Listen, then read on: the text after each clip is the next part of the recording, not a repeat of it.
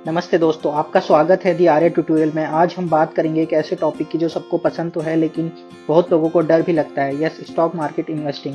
अगर आपको लगता है यह सिर्फ बड़े बड़े लोगों का खेल है तो बिल्कुल गलत सोच रहे हैं। ये आम लोगों के लिए भी है, जैसे मैं और आप।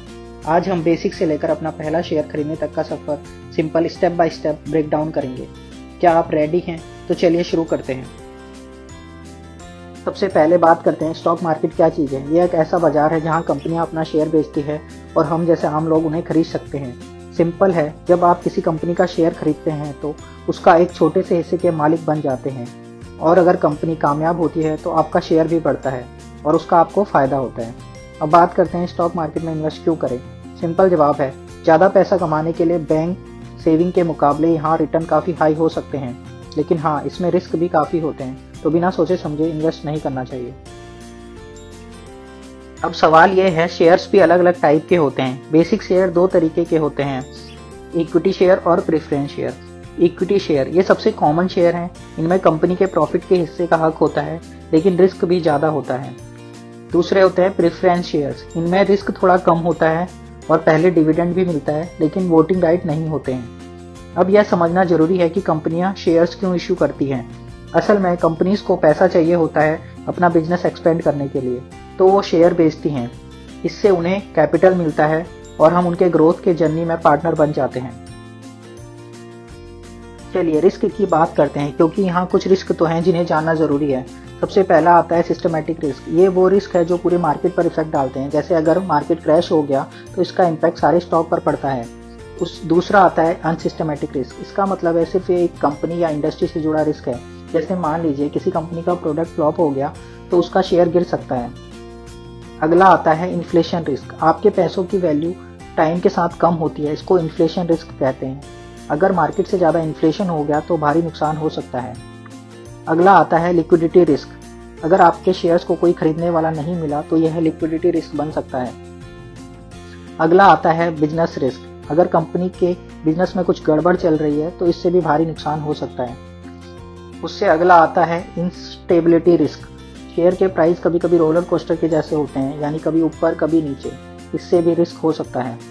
अगला आता है करेंसी रिस्क। अगर आप फॉरेन शेयर्स में इन्वेस्ट करते हैं तो एक्सचेंज रेट का ऊपर नीचे होने पर भी आपके पैसे बढ़ या कम हो सकते हैं।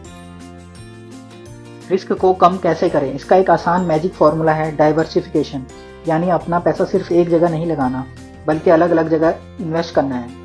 जैसे एक बास्केट में सारे एग मत रखो, अगर एक गिरा तो बाकी बच जाएंगे।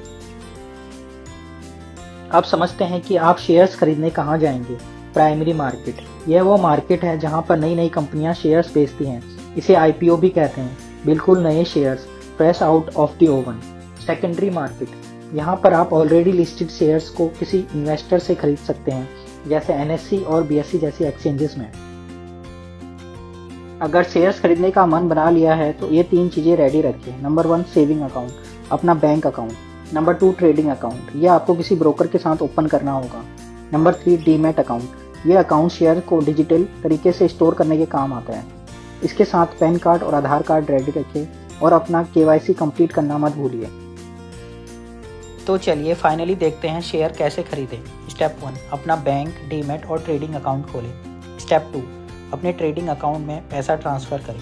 स्टेप 3, किसी ब्रोकर के ऐप या प्लेटफॉर्म पर लॉगिन करके शेयर सर्च करें जो आप खरीदना चाहते हैं। स्टेप 4, ऑर्डर प्लेस करें और T+2 सेटलमेंट साइकिल का इंतज़ार करें, यानी अगर आपने मंडे को ख़रीदा तो वेडनेसडे को वो शेयर्स आपके डीमैट अकाउंट में आएंगे। स्टेप 5, ब्रोकर पेमेंट लेने के बाद आपके शेयर्स आपके डीमैट अकाउंट में आएंगे।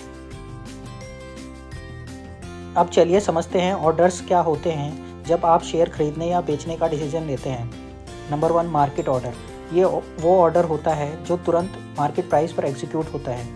नंबर 2 लिमिट ऑर्डर, इसमें आप अपनी मर्जी का प्राइस सेट कर सकते हैं, जब शेयर का प्राइस उस पर आता है तो ऑर्डर एग्जीक्यूट होता है।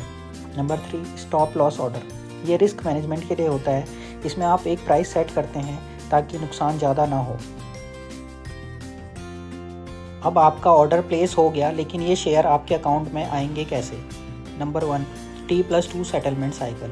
इंडियन स्टॉक मार्केट में सेटलमेंट साइकिल T+2 होती है, यानी अगर मंडे को आपने शेयर खरीदा तो वेडनेसडे को वो आपके अकाउंट में आएगा। नंबर 2, पे इन डे। ये वो दिन है जब आपके ब्रोकर को पैसे देने होते हैं शेयर खरीदने के लिए। नंबर 3, पे आउट डे, और ये वो दिन है जब आपको शेयर्स मिलते हैं, आपने जो शेयर खरीदा है। अगर आपने शेयर बेचे हैं तो ये वो दिन है जब आपके अकाउंट में पैसे आते हैं। अगर आपके पास फुल अमाउंट नहीं है तो आप मार्जिन के थ्रू भी शेयर खरीद सकते हैं, यानी थोड़ा अप फ्रंट बाकी बाद में, लेकिन ये समझदारी से करें क्योंकि इसमें रिस्क भी होता है। ट्रेड होने के बाद ब्रोकर आपको एक कॉन्ट्रैक्ट नोट भेजता है। ये आपके ट्रेड का पूरा प्रूफ होता है, इसमें पूरे ट्रांजैक्शन की डिटेल होती है।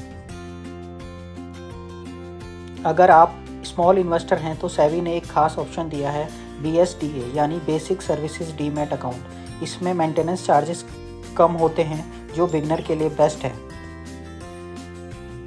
चलिए कुछ क्विक टिप्स जो नए इन्वेस्टर के लिए सुपर हेल्पफुल रहेंगे उनके बारे में बात करते हैं। नंबर 1, छोटी शुरुआत।